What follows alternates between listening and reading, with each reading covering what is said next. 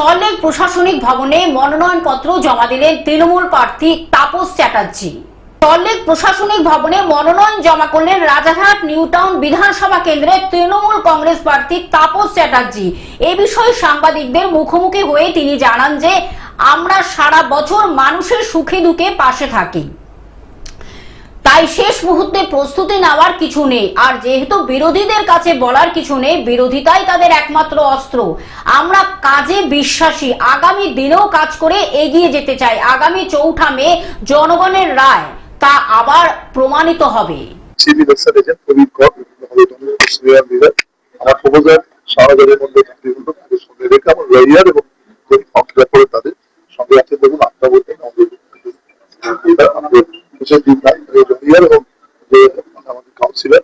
তিনি আমাদের সব ব্যাপারটা দেখাশোনা করেন, আমি সব নেতৃত্ব আছেন, যেহেতু 4 জনের রেজিস্ট্রেশন মতো সুন্দর করে আমরা সবকিছু সাবমিট করলাম, চেক লিস্ট করে দেওয়া প্রযোজ্য ছিল, সবটাই মানে দিয়েছি। কলকাতা থেকে অনির্বাণ দত্তের রিপোর্ট, গ্লোব নিউজ। এখন থেকে গ্লোব টিভি দেখুন আপনার স্মার্টফোনেও। গুগল প্লে স্টোর অথবা অ্যাপল স্টোর থেকে ডাউনলোড করুন গ্লোব টিভি লাইভ অ্যাপ। এছাড়া জিও টিভি অ্যাপ থেকে দেখুন গ্লোব টিভি লাইভ।